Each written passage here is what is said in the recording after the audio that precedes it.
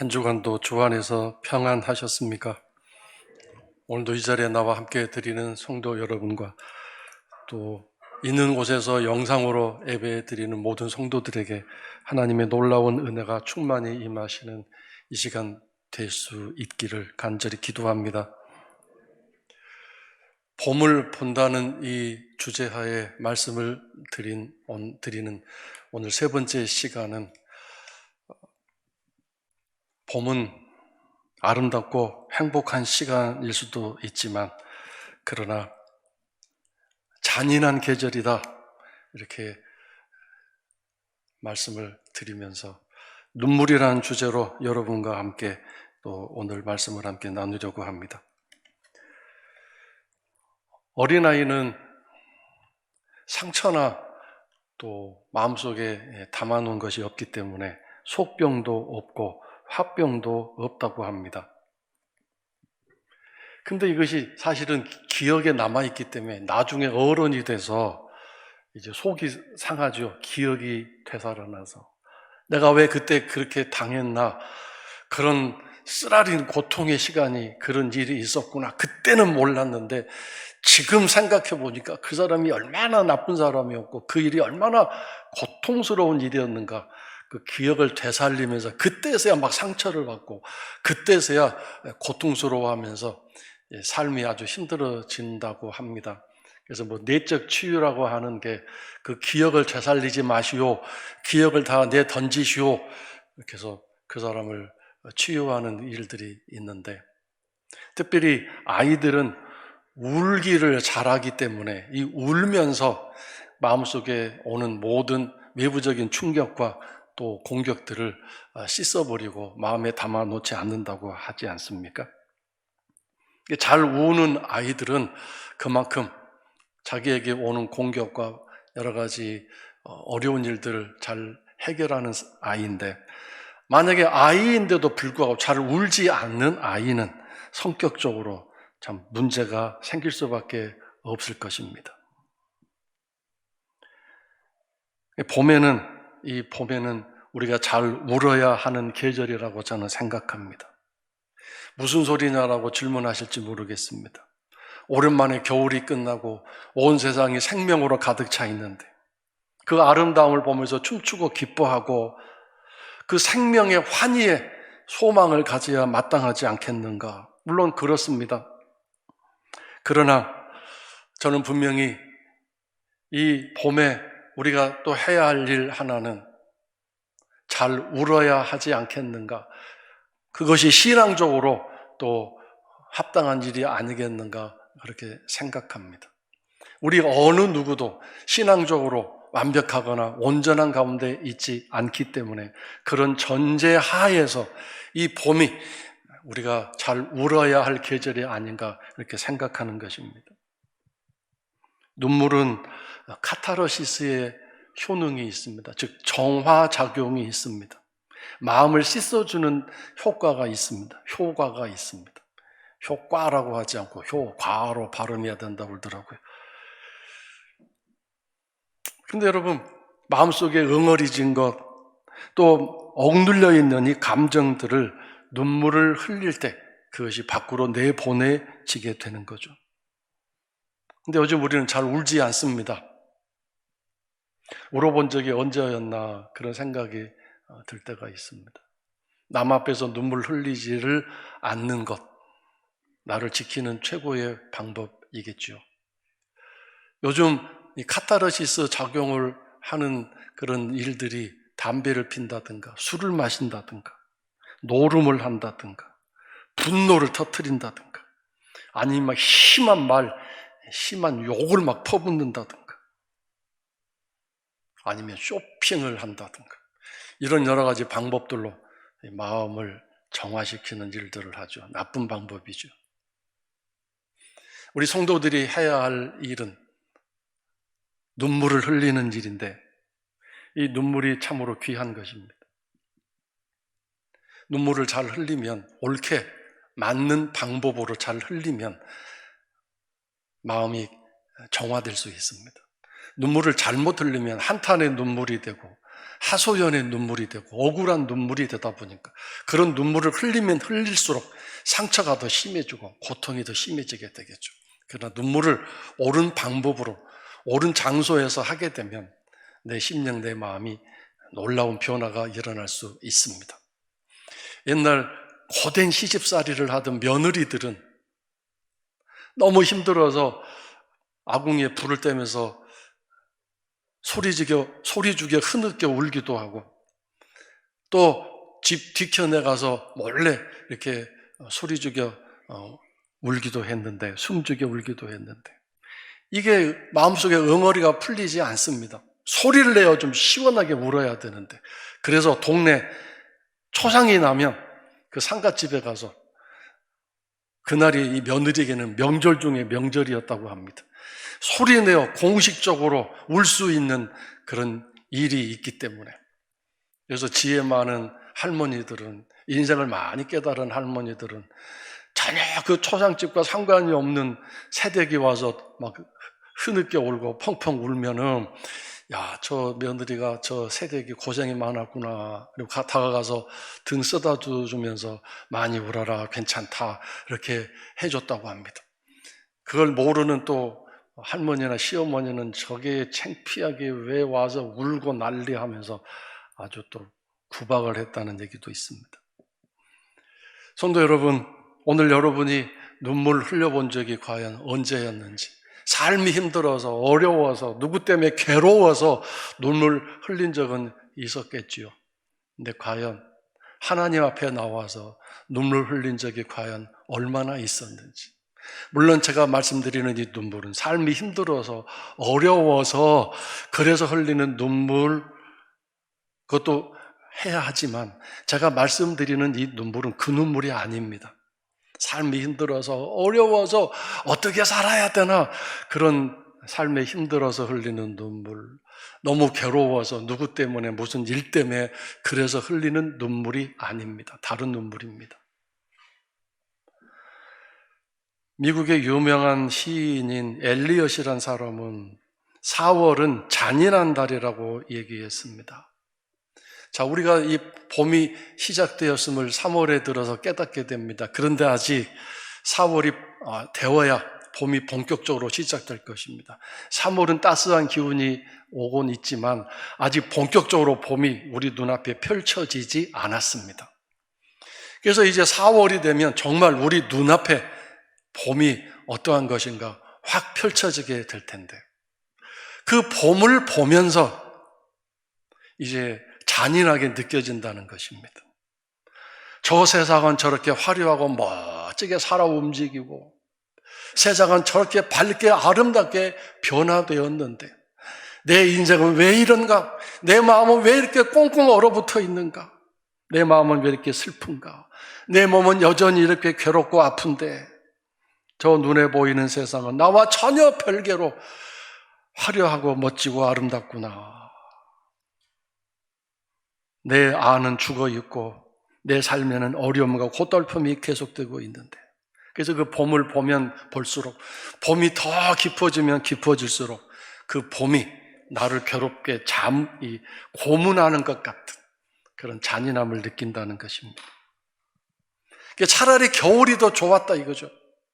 세상에 꽁꽁 얼어붙어 있고 추웠고, 그래서 세상이나 나나 똑같이 다 가라앉아 있으니까, 별 차이가 없었으니까 그런 대로 괜찮았는데, 봄이 되니까 확 구별되고 차이가 나서 이거 도대체 그 봄을 뒤따라가지 못하는 내 인생과 내 삶이 너무 괴로워서, 야, 봄은, 그리고 봄이 확 시작되는 이 4월은 너무 잔인하다, 이렇게 이 엘리엇이란 시인이 시를 거기에 쓰며 표현한 것 같습니다. 우리가 정말 봄을 보면 볼수록, 진실로 그 봄을 느끼면 느낄수록, 단순하게 꽃놀이 가야 되겠다, 야, 봄이 아름다운데 가족과 어디 한번 여행을 가야 되겠다, 그런 생각을 넘어서서 봄이 우리에게 도전을 합니다. 봄이 우리에게 자꾸 찌릅니다. 너 계속 그렇게 무기력하게 있을 거냐? 너 그렇게 계속 삶을 아무 생각 없이 의미 없이 허송세월하며 세워라 가라 그렇게 하고 있을 거냐? 그렇게 안일한 모습으로 그렇게 의욕도 없이 계속 살 것이냐라고 이 봄이 계속 도전을 하는 것입니다. 그러면서 봄이 또 그 봄을 자세히 보고 깨닫는 사람에게 얘기를 할 것입니다. 우리가 봄을 맞이하는 게 그냥 맞이한 줄 아느냐? 그 겨울의 혹독함을 우리가 끝까지 잘 견디고 감당하고 내 안에 있는 이 생명의 씨앗을 절대로 빼앗기거나 얼어붙어 죽임당하도록 하지 않기 위해서 우리는 그 봄을 잘 견디고 감당하며 혹독한 겨울을 잘 이겨내 왔기 때문에 이제 따스한 기운이 온 세상에 펼쳐질 때 우리는 마지막 힘을 다 짜내어서 남겨놓았던 마지막 힘을 짜내어서 땅속에 물을 빨아올리고 저 따스한 기운의 햇살을 받아들여서 이제 그 얼어붙었던 땅이 부드러워졌을 때 솟아나서 싹이 나고 이제 화창한 봄날이 계속될수록 우리는 잎이 더 푸르게 무성해지게 될 것이고 꽃이 피게 될 것이다. 우리에게 가을은 멋진 풍성한 수확의 계절로 약속이 되어 있다. 이렇게 깨달음을 줄 수 있다는 것입니다. 그러므로 오늘 우리들이 이 봄을 보면서 이제 뭘 느낍니까? 신앙인이기 때문에 하나님 믿는 우리들은 어떤 또 깨달음을 가져야 되느냐면 저 세상을 저렇게 만드신 주님의 능력과 권능이 온 산과 들에 가득한데 나는 지금 무엇을 하고 있는가? 내 신앙은 지금 어떠한가? 내 신앙은 저 봄과 같이 다시 주의 능력과 권능을 통해서 이 사순절 기간, 고난 기간을 주간을 통해서 부활의 아침 활짝 피어오르는 그런 봄과 같은 그 생명의 능력의 주님의 손길을 통해서 지난날 내가 너무 힘들었고 어려웠을지라도 내가 그동안 너무 내 신앙의 겨울을 지나면서 나태해지고 게을러졌고 내가 이래서는 안 되는데 라고 생각하면서 힘이 없어서 주저앉아 있었는데 저 봄을 만드신 주님을 보면서 내 모습을 보면서 내가 이래서는 살아서는 안 되겠구나 깨달음을 우리가 좀 가져야 되지 않겠나 하는 것입니다. 그러면서 그런 나의 모습이 너무 부끄럽고 또 미안하고 또 그런 모습들이 수치스러워서 주 앞에 나와서 울면서 통곡하면서 하나님 내게 봄을 허락하여 주옵소서라고 간구할 수 있는 그런 간절함이 우리들 마음속에 솟아나야 되지 않겠습니까? 기도를 해봐도 예배를 드려도 내 마음에 화창한 봄이 펼쳐지지 않는 여전히 내 마음은 얼어붙어 있고 겨울처럼 느껴져 있다면 아니 한 절반은 봄이 오긴 왔는데 절반은 아직도 여전히 겨울이라면 이것은 문제가 있는 것이죠. 그래서 주님 내 마음이 활짝 저 봄처럼 펼쳐지기 원합니다. 내 약한 믿음, 게을러진 믿음 뭔가 내가 무기력함을 알면서도 자꾸 어떤 이유와 핑계를 대면서 일어나지 못하고 있는 나의 신앙이 이대로 있어서는 안 되겠습니다. 봄에 일어나 이렇게 싹을 틔우고 꽃을 피워야 가을에 수확을 거둘 수 있고 그 수확이 이렇게 예정되어 있을 수 있는 것처럼 내가 이 봄에 다시 한번 주의 생명의 능력을 경험해야 되겠습니다. 이렇게 소망을 가져야 되는데 그 출발이 바로 눈물이라는 것입니다. 눈물은 우리를 부드럽게 만들고 눈물은 하나님 앞에 우리를 겸손하게 만드는 사실은 생명수라고 생각합니다. 이 나를 살리는 생명수, 이 눈물이 있어야 되는데 하나님은 이스라엘 백성들에게 너희들 울어야 되겠다. 너희들의 굳어진 마음, 너희들의 단단해진 너의 마음을 눈물이 흘러나야 그것이 자동적으로 기경이 되고 그 땅에 갈아엎어지면서 너희들이 내 앞에 나올 수 있지 않겠는가? 내가 너희들에게 벌을 주지 않고 생명을 주고 복을 주고 싶어 하는데 너희들이 지금 너무 마음이 단단하게 굳어져 있구나 그렇게 말씀하시면서 에레미야서 9장 17절 18절에서 이렇게 말씀하셨습니다. 이 말씀은 우리가 한번 다 같이 함께 읽어서 마음속에 담아두시기를 바랍니다. 다 같이 함께 읽겠습니다. 만군의 여호와께서 이와 같이 말씀하시되 너희는 잘 생각해보고 또 사람을 보내 지혜로운 부녀를 불러오되 그들로 빨리 와서 우리를 위하여 애곡하여 우리 눈에서 눈물이 떨어지게 하며 우리 눈꺼풀에서 물이 쏟아지게 하라. 떨어졌던 눈물이 쏟아지게 만들 수 있을 때까지. 나는 지금 눈물이 메말랐고 눈물샘에 문이 닫혀져 있기 때문에 돈을 주고서라도 상갓집에 가서 돈 받고 울어주는 눈물 전문가를 불러다가, 특별히 옛날 이스라엘에 이렇게 눈물을 전문적으로 울어주는 상갓집에서 돈 받고 눈물 전문가들이 있었던 것 같습니다. 그 사람들을 불러서라도 눈물을 자극할 수 있도록 그 눈물을 배워서 너희들이 좀 울어야 되겠다. 눈물 방울이 떨어지다가 이제 쏟아지는 그 일까지 나가야 너희들의 마음이 풀어지고 내 말이 무슨 말인지 이해가 되고 정말로 나의 분노가 너희들에게 쏟아지지 않을 수 있도록 내가 너희들에게 줄 은혜와 자비와 긍휼을 너희가 받을 수 있지 않겠느냐. 관건은 너희들의 마음에 굳어진 상태다. 이렇게 말씀하신 것입니다. 너희들이 울어야 할 때다. 울어라. 이렇게 말씀하신 것입니다. 눈물이 안 나오면 눈물 전문가라도 불러다가 그 눈물을 들으면서 보면서 좀 울어야 되지 않겠는가. 여러분들이 드라마를 보다가 또는 TV를 보다가 거기 나오는 사람이 하품을 하면 보는 우리도 자동적으로 하품을 따라하게 되어 있지 않습니까? 좀 하나님은 눈물을 요구하고 계십니다. 눈물이 필요하다고 말씀하십니다. 눈물이 너희들을 부드럽게 만들고 눈물이 너희가 내 앞에 나와 무릎을 꿇게 할 수 있는 것이다. 이렇게 말씀하셨습니다. 그래서 시편 56편 8절에는 우리가 지난주에 함께 새벽기도 때 또 큐티책을 통해서 묵상을 했습니다만 하나님은 우리가 당신 앞에 나와 흘리는 눈물을 얼마나 소중히 여기시는지 당신의 그릇에 담으신다고 하셨습니다. 정말 그대로 하셨다면 우리가 주님 앞에 가는 날 내 이름이 내 이름표가 붙어있는 병을 그릇을 내놓으시면서 네가 평생 신앙생활을 하면서 흘린 눈물이 이거다.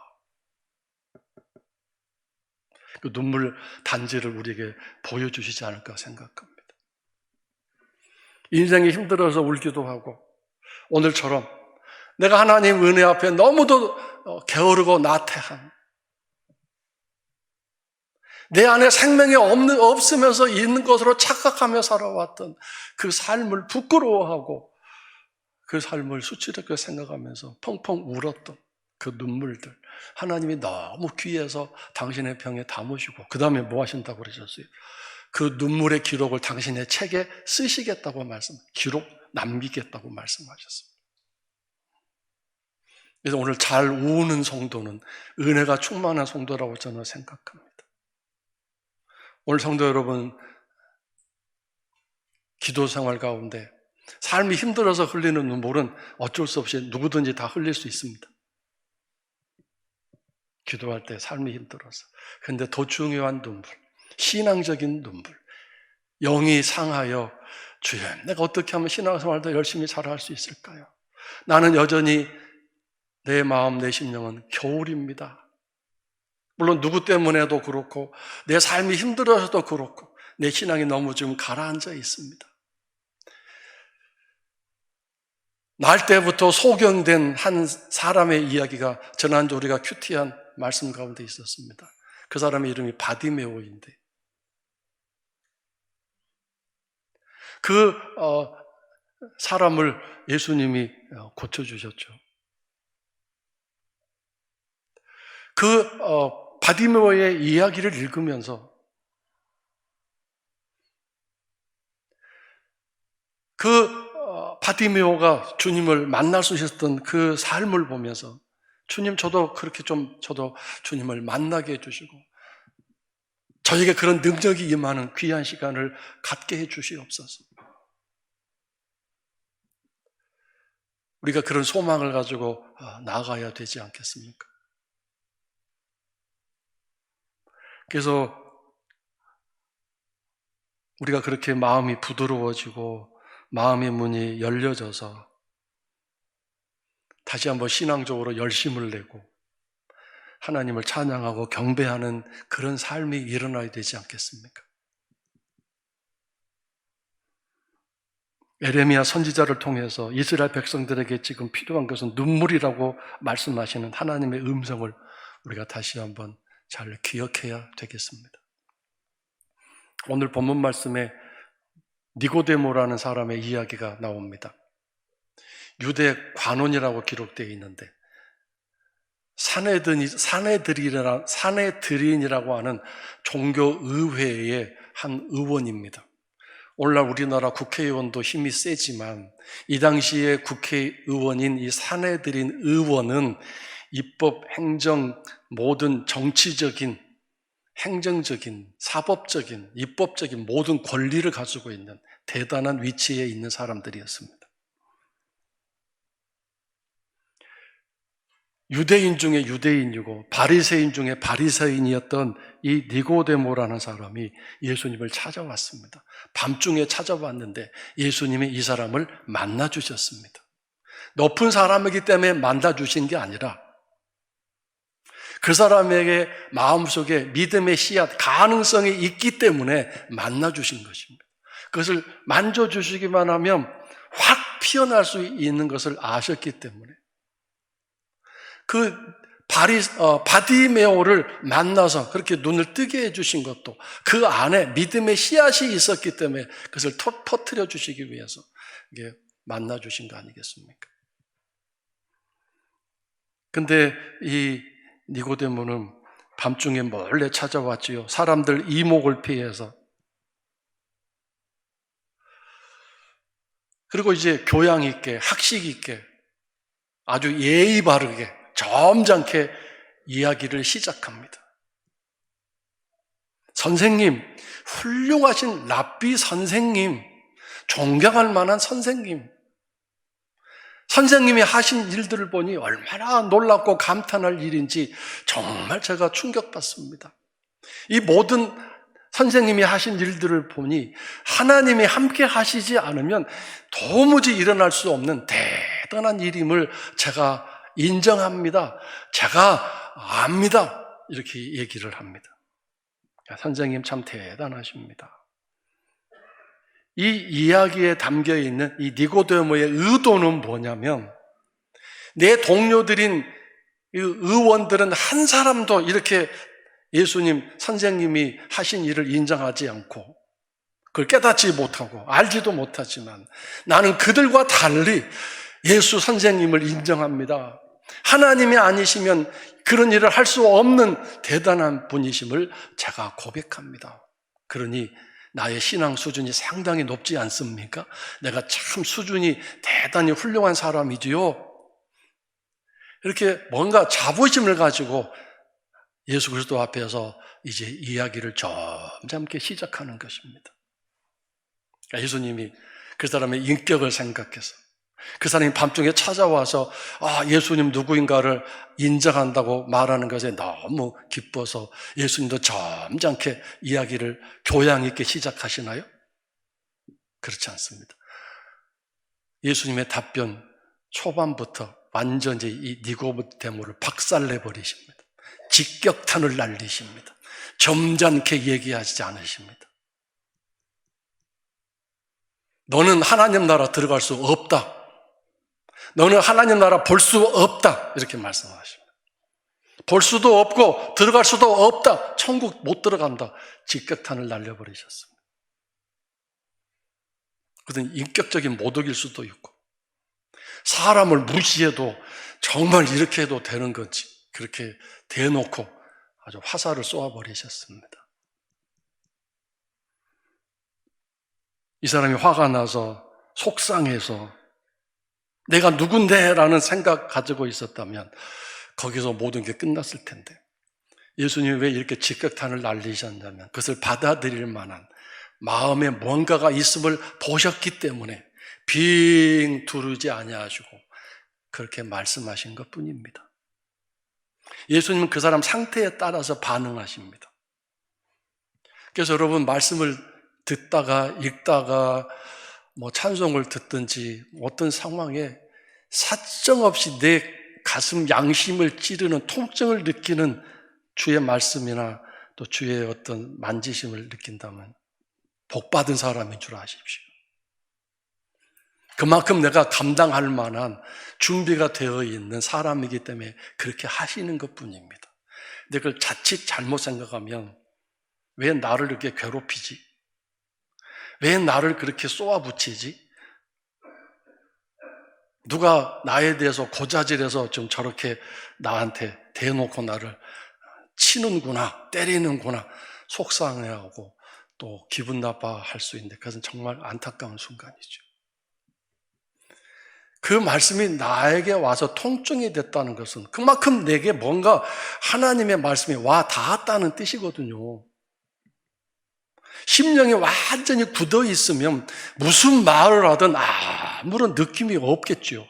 그러나 말씀이 와 닿아서 나를 기분 나쁘게 했던, 자존심 상하게 했던, 성질 나게 했던 그것은 뭔가 지금 반응이 일어났다는 뜻이거든요.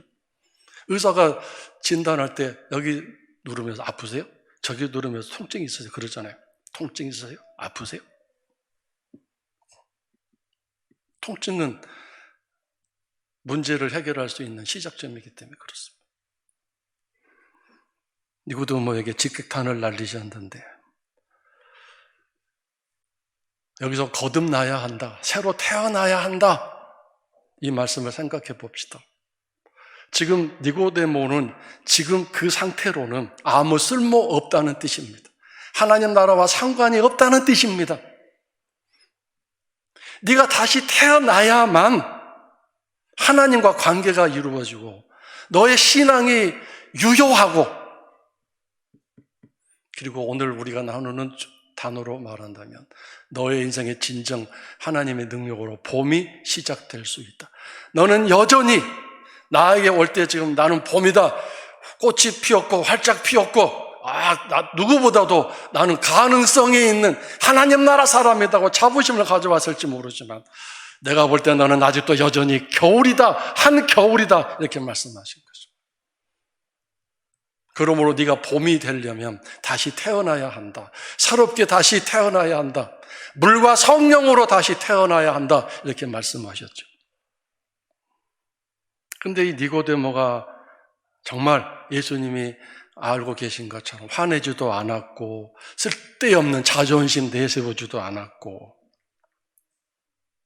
어떻게 예수님이 사람을 앞에 놓고 그렇게 면박을 주실 수 있습니까? 라고 대들지도 않고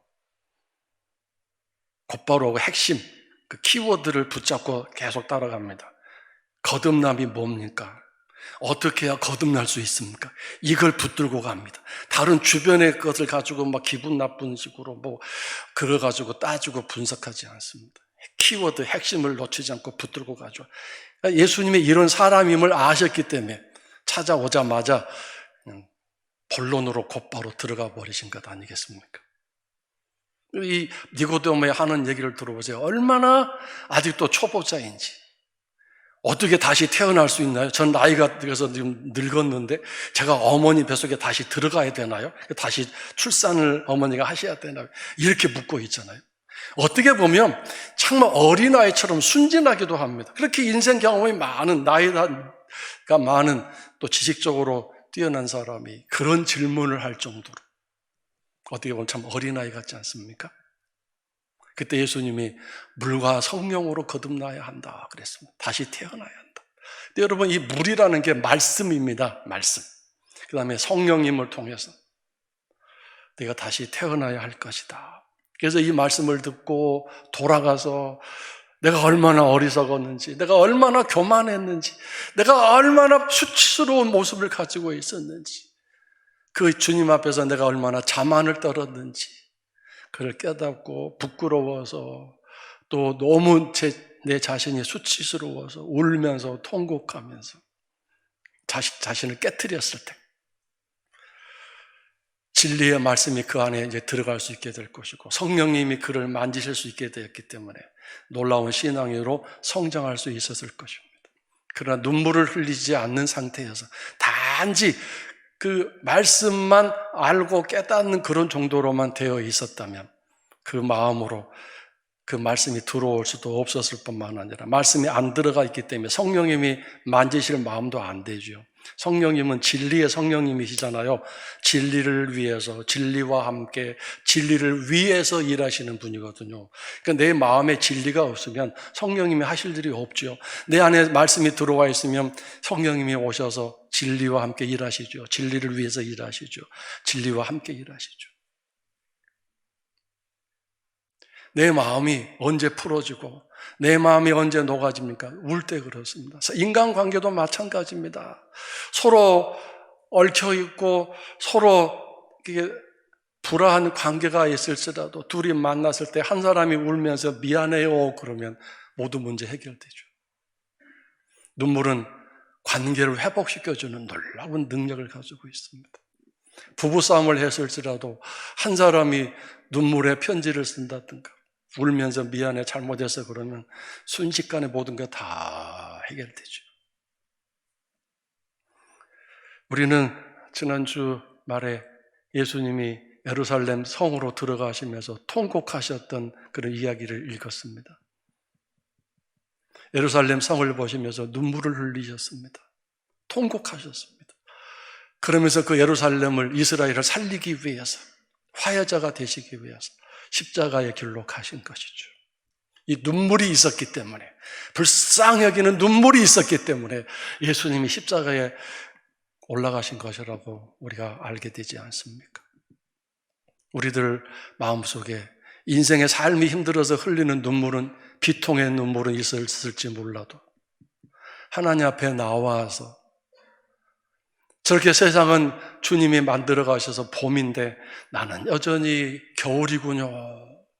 그것이 너무 죄송스럽고 미안해서 너무 게을러지고 나태해진 또 명분도 얼마나 좋습니까? 코로나19 시대라고 하면서 미세먼지도 많고 추운 겨울에 난 심장이 약하고 혈압이 약한데 그러면서 얼마나 핑계가 좋았습니까? 그러나 이제 봄이 됐습니다. 모든 기온이 따뜻해졌습니다. 가룟 유다는 예수님이 십자가에 죽으시고 운명하신 이후에 깨달음이 왔습니다. 후회가 일어났습니다. 자기가 얼마나 잘못했는가를 알게 됐습니다. 그 후회를 통해서 회한이 일어났습니다. 자기가 한 일에 대한 어떤 아픔과 고통이 막 일어난 거죠. 자책감이 일어난 거죠. 이걸 이기지 못하고 자살했습니다. 근데 자살하면서도 목을 매달아 아침부터 죄송해요 이런 얘기해서 자살이라는 데는 좋지도 않은데 근데 이렇게 목을 맨 순간에서도 막 자신의 삶이 너무도 하나님의 은혜와 주의 가르침을 생각하면서 견딜 수가 없어 발버둥을 쳤던 것 같아요. 발버둥을 치다가 줄이 툭 끊어져서 떨어졌는데 그냥 온몸이 터져서 피가 낭자하게 흘렀다 성경에 기록되어 있죠. 근데 베드로는 예수님이 그 사적인 대제사장 집에서 사적으로 이렇게 말도 안 되는 재판을 받고 계실 때 그 뒤에서 하인들이 피워놓은 모닥불에 앉아서 불을 쬐고 있다가 갑자기 뒤돌아보시는 예수님과 눈이 마주쳤죠. 그 순간에 충격을 받았습니다. 봄이신 주님의 눈길을 통해서 그가 지금 뭘 하고 이제 깨닫고 뭐 했습니까? 밖으로 나가서 심히 통곡했다고 되어 있습니다. 눈물이 그를 살린 것이죠. 후회, 가책, 회한 여기까지는 가룟 유다와 똑같습니다. 그러나 가룟 유다는 그 다음에 눈물이 없었기 때문에 멸망의 길로 갔지만 베드로는 후회, 가책, 또 회한 이런 게 있었지만 그러나 눈물이 있었기 때문에 그가 살아났고 위대한 초대교회의 주의 종으로 살다가 가지 않았습니까? 이제 고난주간에 우리가 이제 특별 새벽기도를 하려고 합니다. 원래는 작년에도 하지 않았기 때문에 코로나19의 기간 동안에 하지 않아야 되지 않겠는가 그랬는데 자꾸 마음에 부담감이 와서 이렇게 특별 새벽기도를 하려고 합니다. 여러분이 이 봄을 따라잡고 싶으시다면 저 봄을 펼치시는 주의 능력이 내 삶에 내 마음에 지금 정체되어 있는 나의 신앙에 다시 한번 그 주의 그 봄의 능력을 주시는 손길이 정말 필요하게 느껴지시는 분은 새벽에 좀 나오셨으면 좋겠습니다. 이 본당에는 약 300명 우리가 참여할 수 있고, 더 많이 오시면 저 비전들과 교육관 쪽에 영상으로 이렇게 연결해서 같이 새벽을 열고 고난 주간을 보내려고 합니다. 주여 내게 눈물을 주시옵소서. 심령이 가난하게 되어져서 애통하는 심령이 되게 하셔서 내가 주 앞에 나와 눈물을 흘림으로 내 마음을 기경하고 내 마음을 갈아엎어서 여기에 말씀이 들어가 싹이 나는 그런 아름다운 꽃이 피는 이 봄을 맞이할 수 있도록 내 심령 내 삶에 봄이 펼쳐질 수 있도록 주님 제게 역사하여 주시옵소서. 제게 눈물을 주시옵소서라고 기도하시는 이번 기도가 될 수 있기를 간절히 기도합니다. 그래서 우리 모든 성도들이 비록 봄의 도전이 잔인했지만 그 도전을 잘 받아내서 나도 봄처럼 이렇게 내 안에 생명력이 살아나고 기쁨이 살아나고 가을을 바라보는 수확의 그 기대가 소망이 흘러넘치는 이번 고난주일 또 사순절 될 수 있기를 주의 이름으로 축원합니다.